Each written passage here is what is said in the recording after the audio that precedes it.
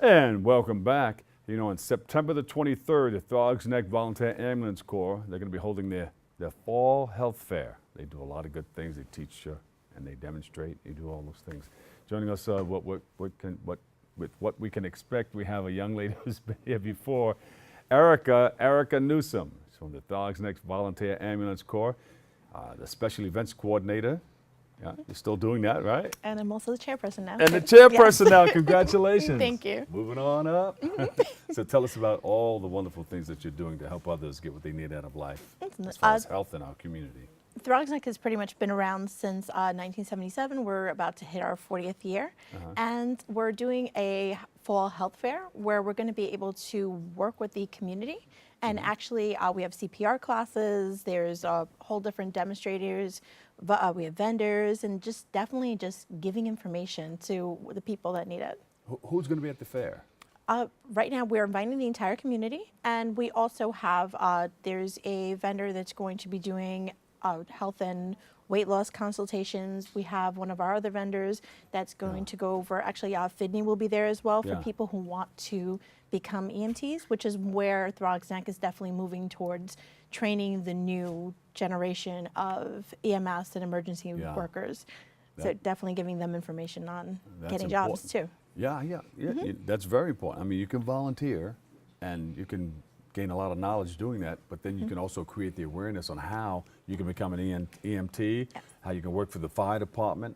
You can go on and become a police officer. You know, you can become a doctor, a nurse. Yeah, you guys can be the groundwork for all of that.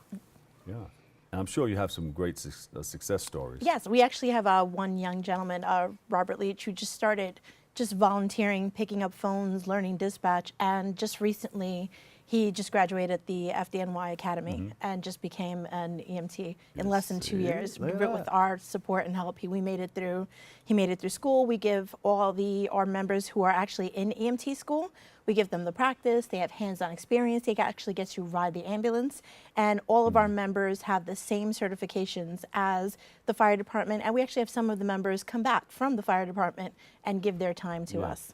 And you know, this is so very important. Tell us how important it is and how you feel upon saving someone's life. It's something that can't be recreated. It's really just being able to be there and just make the difference, not only with the actual patient, it's also with the family.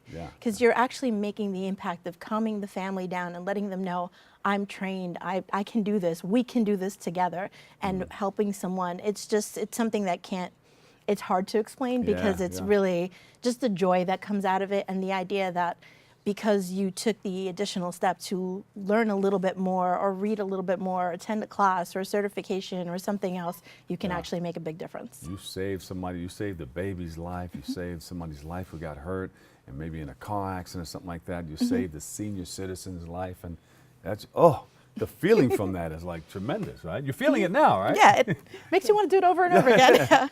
Yeah, it's a good thing to have beautiful people like you guys out there helping our community to survive, help them, keep them on the planet. You know? Yes, definitely.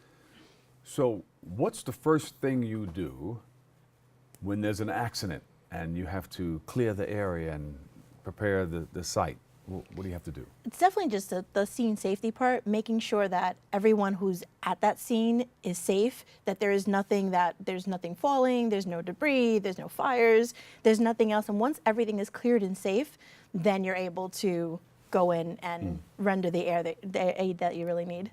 And so now you're going to go to work. You have a person there that's hurt, maybe they're unconscious or something like that. First thing you do is, you secure the site, but then tell someone to call 911. Yes. And then you tell somebody to call 911, unless it's us, then you can sing it. They will be there. Someone please call 911. But you know, the adrenaline's flowing, so you're not going to sing it like that. Call 911. And then you start taking care of, you roll up your sleeves. Yes. And then you're obviously, you're going to check for pulse and make sure that the person is, check whether or not they're breathing. If they're not breathing, then also ask anyone nearby, were they eating something? Could it be an allergic reaction? Did they fall? Did they hit themselves? So that way you know each Are they diabetic? Yes. Yeah. Each medical condition or each something that actually happens or by trauma makes a big difference on how you're going to actually proceed and treat someone. Yeah. And definitely the biggest part is, and this is a big push everywhere now with learning CPR, even if you have no clue where they're breathing, how do I hold them, the hands-only CPR is one of the biggest things that now is being pushed everywhere else in between. And even something as simple as just getting the rhythm of CPR. Now you See how have, she has it's her hands? actually Look, this there way, you go. and you're actually pushing down each one. And now they have that song that all the kids are singing, Baby Shark, really pushing either Baby Shark or Staying Alive, ironically, is a good song. We're just pushing to that beat, even if you're singing it to yourself, which also singing calms and gets you in the mindset of focusing of where you're going to. Yeah. Doing both things until 911 arrives can make a difference of saving And someone's life. You're doing those. You're going through those motions. Actual What are you compressions. actually doing to a person? You're actually putting over to this side, and you're actually giving compression. So each compression is actually helping the heart beat and send blood to the body. What the heart usually does on a regular basis is actually now being done artificially, and you're helping out until that person can then regain the ability to have the heart You're beat on keeping their that own. person alive. Yes. You have the power in your hands to keep that person alive. Definitely the gift. Yeah. So you Yeah. don't have to really put your mouth on the person anymore. No, now actually just the hands-on CPR is definitely makes a big difference. Because remember, you had to Yes. put the head back and pinch the nose. Which you can still do to get oxygen continuing. And also now they have all simple things where even they have the face masks that they sell in the novelty stores that are actually not a novelty, they're a life-saving part. And every restaurant has their own CPR kit. So even if you don't want to actually put your mouth on someone else and you want to do a little bit more than CPR, it's a relative or something else, they actually have the shields and even step-by-step instructions at that point. But definitely getting CPR certified, and we do have certification classes that day during our health fair at 9 a.m. and also at 2 p.m. There you go. And I was speaking to Commander Rocky Robinson from the Bedford-Stuyvesant Volunteer Ambulance Corps, and he said sometimes, you know, if the person's not breathing, sometimes you put their head back like that and you open up the passage. Sometimes they automatically start breathing like that without, and then you check to see if they have the pulse and everything, and it's sometimes definitely, you can get away like that. yes, it's definitely checking and make sure that they don't have a pulse and they're not breathing before you're starting CPR to make sure. But definitely, and it's also just checking airway just in case there's any kind of choking. But Now there's another big thing out there. People are passing out from overdose. Yes.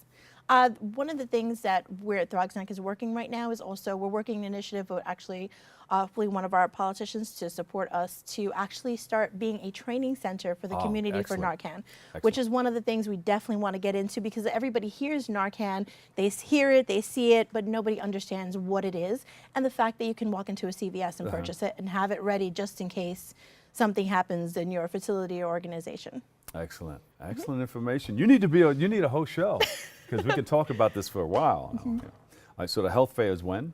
It's September 23rd, and it's from 2 p.m. to 5 p.m., and it's on a Sunday. It's actually held at our ambulance space. And Erika, we can contact you where? You can contact us at www.tnvac.us, or you can actually get the tickets and information directly at our on our website as well. Erika Newsome, ladies and gentlemen, Throggs Volunteer Ambulance Corps Special Event Coordinator and Chairperson. Welcome, welcome, welcome. Thank you. All right, we have to take a quick break right here, but stay tuned. We'll be right back with more next.